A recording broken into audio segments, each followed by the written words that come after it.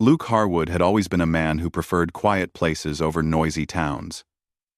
He rode into the Arizona territory, hoping to start a new life, far from the troubles he had known in the past. People around him said he was strong, honest, and calm. But Luke never fully believed those things about himself. He only knew he wanted peace. A small piece of land, and maybe someday, someone to share it with. For now, though, the open sky and the cool morning breeze were the only companions he trusted. The land where he settled sat close to the Apache people's territory. Most settlers kept their distance out of fear or misunderstanding, but Luke never had that attitude. He respected the land, the people, and the ways that were different from his own. When he first arrived, he would often see Apache riders passing in the distance. They never bothered him, and he never bothered them. They simply lived side by side, sharing the same desert winds and red earth. One late afternoon, while checking a stream nearby, Luke heard someone calling for help. The voice was deep and full of strain. When he followed the sound, he found a tall Apache woman kneeling by a struggling horse stuck in loose sand. Her height made her look powerful, and her expression showed a quiet strength that impressed Luke before she even spoke. She pushed with all her might, trying to free the horse. And though she was strong, the sand kept pulling the animal deeper. Luke jumped in to help without thinking twice. He never liked seeing anyone in trouble. Together, they calmed the horse and slowly worked it out of the sand. The woman nodded in thanks, her dark eyes warm and steady. Her name, she said, was Nasha. Her voice carried calm confidence, like someone who knew who she was and where she belonged. From that moment, something changed for Luke. He found reasons to ride near the stream more often. Sometimes, Nasha was there, gathering herbs. Other times, she passed by with members of her tribe. Whenever they met, they talked. Their conversations were not rushed or awkward. They spoke about simple things, weather, plants, stories from childhood. Luke shared how he had lost most of his family years earlier and had been wandering from ranch to ranch since then. Nasha told him about her people, her traditions, and how she had learned to be strong after her own losses. There was something comforting about talking to her. She listened without judgment and spoke with thoughtfulness. Luke grew to admire her kindness, her honesty, and the gentle humor she sometimes let slip when she felt comfortable. As weeks passed, the two grew closer. Their friendship slowly became something deeper, though neither of them said it out loud at first. The people in the area began to notice. Some settlers whispered that Luke was foolish for spending so much time with someone from the Apache tribe. Some in the tribe wondered why Nasha would give attention to a cowboy from outside their world. But both Luke and Nasha ignored the whispers. They cared for each other in a way that felt true. One evening, as the sun painted the sky orange, Luke asked her if she would consider becoming his wife. His voice shook slightly, not from fear of her answer, but from the hope he carried. Nasha looked at him thoughtfully. She knew the challenges. Such a choice would bring two cultures, two different lives. But she also felt the sincerity in Luke's words. After a long moment, she said yes. Their marriage was simple but meaningful. Luke built a small cabin, and Nasha brought elements of her own culture to fill it with warmth and spirit. Some days they laughed together. Other days, they worked hard side by side. Luke learned more about the Apache people, their respect for nature, their values of honesty and unity. Nasha learned more about Luke's way of life, his quiet hopes, and the gentle nature beneath his rough exterior. But even with all the good moments, pressure slowly built around them. Settlers, who did not understand their bond, made comments that reached Luke's ears. Some Apache elders questioned whether Nasha could truly find belonging with someone so unfamiliar with their traditions. Luke tried to ignore it, but it weighed on him. He began questioning whether he was good enough, whether he could live up to what the tribe expected, or whether he could give Nasha the life she deserved. At night, he sometimes lay awake, feeling a heavy uncertainty. He loved Nasha deeply, but he feared failing her even more. Every kind thing she did for him made him feel unworthy. Every gentle smile reminded him that he was now part of something bigger than himself, a connection between two worlds. He wondered if he was strong enough to carry that responsibility. Nasha sensed the change. She had always been patient and gentle with him, but she could tell that something inside Luke was shifting. She asked him what troubled him, yet he found it difficult to explain feelings he barely understood himself. Instead of admitting his fear, he said he was only tired from work.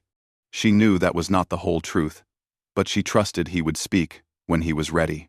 One day, Luke received a letter from a traveling friend who mentioned job troubles in the territory and increasing disagreements between settlers and tribes elsewhere. Though the letter was not about their own area, it fed Luke's growing worries. He imagined all the ways life could go wrong, all the ways he could fail Nasha, all the judgments that might fall on their union. Instead of seeking comfort, he let those thoughts grow until they became too heavy. His heart felt divided. One part wanted to fight through the fear. The other part whispered that walking away might spare Nasha from future trouble. The more he listened to that whisper, the stronger it became. One night, after Nasha fell asleep, Luke sat at the small table, watching the candle burn low. His hands shook as he thought of all the promises he had made, all the trust she had given him. He felt trapped between his love for her and his doubt in himself. He wished someone could force him to stay strong, but strength was something no one could lend. By dawn, his decision was made, though his heart hurt as he made it. He wrote a note that said he was not the man she deserved. He tried to explain that his fear was the reason, not lack of love, but the words looked small and weak on the page. He placed the note where she would find it. Then he saddled his horse quietly and looked back at the cabin that had meant hope and home to him. His chest tightened, and for a moment he almost turned back. But fear won. He rode away slowly, feeling each step of the horse like a weight, pulling him farther from what he truly wanted. When Nasha found the note, she read it in silence. Her heart ached, but she did not cry. She simply sat outside the cabin, letting the morning sun warm her face, gathering strength the way she always did, with steady breaths and quiet reflection. Others from her tribe soon learned what had happened, and concern spread not out of anger, but out of respect for the seriousness of their marriage. By nightfall, the tribe had decided on a course of action. They did not speak of anger or revenge. They spoke of honor, truth, and the importance of facing one's responsibilities. The next morning, they would go to Luke not to frighten him, but to help him understand the weight of the bond he had walked away from. Nasha stayed calm, though sadness touched her every movement. She did not ask the tribe to go. They went because they cared for her, because they valued honesty, and because they believed Luke must face his actions, not hide from them. And so, as dawn approached once more, a quiet determination settled over the tribe. Luke did not know it yet, but the next day would bring a meeting he could not avoid, one that would ask him to stand, speak truth, and confront the part of himself he had run from. When sunlight touched the desert hills the next morning, Luke Harwood was already awake. He had not slept much through the night. His decision to leave Nasha kept echoing in his mind. He tried to convince himself he had done the right thing, but the silence around him made him feel even more uncertain. Every time he looked at the small pack of belongings he carried, he felt a dull ache in his chest. The cabin he had shared with Nasha felt far away now, yet he could picture it clearly, the way she arranged the blankets, the way she smiled quietly when he came in after a long day. He kept telling himself that Nasha would be better without him, that he was sparing her from future disappointment. But deep down, he knew he had run from his fears rather than facing them. He knew it, but he didn't know what to do now. While he was feeding his horse, he felt the ground faintly shiver. It was not loud or frightening, just a soft vibration that grew stronger with each passing second. When he looked toward the horizon, he saw a group of Apache riders approaching his ranch. Their pace was calm, steady, and respectful. They were not rushing, and there was nothing threatening in their movements. Still, Luke felt his heartbeat rise. He knew why they were coming. He knew he deserved whatever conversation they planned to have. He stood still as they approached. His hands felt cold even in the warm morning air. When the riders reached his ranch, they formed a quiet line. No one shouted. No one showed anger. Instead, their faces carried a sense of purpose. Like people who believed in doing what was right. The eldest among them, a man named Chaitin, stepped forward. His voice was calm, steady, and thoughtful. He greeted Luke respectfully and then said they had come to speak with him about Nasha. Luke swallowed hard. He wanted to run again, but he forced himself to stay. He knew running would only deepen the hurt he had already caused. Chaitin explained that in their culture, marriage was a connection not just between two people, but between families and communities. When Luke left Nasha without speaking to her, without facing his doubts, he created harm not through violence, but through broken trust. The tribe had come not to punish him, but to help him understand what he had done, and to ask him to face the responsibility of his choice. Luke listened, his eyes lowered. He felt ashamed, not because they spoke harshly, because they didn't. The kindness in their tone made the truth even heavier. He realized then how deeply he had misunderstood. He had thought leaving would protect Nasha. Instead, it had brought worry to her and concern to her people. When Chaitin finished speaking, the group waited for Luke's response. Luke took a deep breath.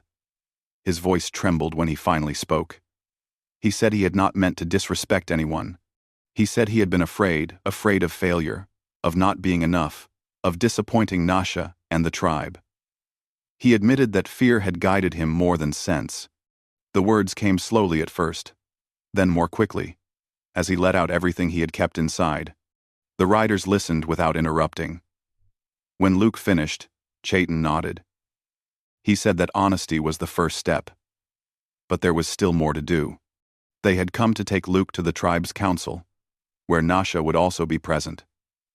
There, he would be given a chance to speak directly to her and to decide how to move forward. Luke's heart twisted when he heard her name. He did not know if he deserved the chance to speak to her again.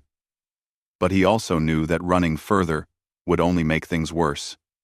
So, he agreed to go. The ride to the Apache camp was quiet. The desert stretched wide, with long shadows reaching across the ground. Luke noticed the beauty of the land more sharply than before, the tall rocks, the bright sky, the gentle wind. Perhaps he noticed it more because he felt uncertain of what waited for him. When they arrived, members of the tribe gathered calmly around a shaded clearing. Nasha stood near the center, tall and steady. Her face showed calmness, but her eyes held a softness that Luke remembered well. She did not look angry. She looked sad, but also strong. Luke approached slowly. His legs felt heavy, as if the weight of his choices was tied to them. When he stopped in front of her, Nasha waited patiently for him to speak. Her silence gave him space, but it also reminded him of how deeply he had hurt her. He tried to find the right words. He told her he was sorry not for loving her. He explained how he doubted himself, how he worried he could not live up to the expectations placed on him. He told her he had never meant to cause her pain. Each word came from the depths of his heart. Nasha listened with calm eyes. When he finished, she spoke gently. She told him that she did not need him to be perfect. She only needed him to be honest. She said she had sensed his worries and had hoped he would share them with her, because that is what trust was. She said that love was not about running away from challenges, but facing them side by side. Her words were not harsh. They were truthful and full of quiet dignity. Luke felt something inside him break, not in a painful way, but in a releasing way. He realized she still cared, but that caring did not erase the hurt he had caused. The council then explained the decision. Luke had two choices. He could choose to stay with Nasha and rebuild the bond he had broken, but this would require commitment, honesty, and the willingness to face challenges together. Or he could choose to formally end the marriage through a peaceful ceremony of truth-telling and closure, guided by the tribe's traditions. This ceremony was meant to restore balance, to let both people leave with dignity and without bitterness. The decision was his, and the tribe would not influence him. Nasha also did not pressure him. She simply stood quietly, giving him space to choose freely. Luke felt his heart pull in two directions. One part wanted to ask Nasha for another chance. Another part feared he might fail again, bringing more hurt into her life. He closed his eyes for a moment, breathing deeply. When he opened them, he looked at Nasha and saw the strength in her gaze. That strength deserved truth, not uncertainty. With a heavy heart, he chose the ceremony of closure. Not because he did not love her, but because he wanted her to have the freedom to be with someone who could give her certainty and courage. He admitted he was not ready to be the man she needed him to be. Nasha accepted his decision with grace. There was sadness in her eyes, but also understanding. She thanked him for his honesty. Even though it came late, the ceremony took place that same afternoon.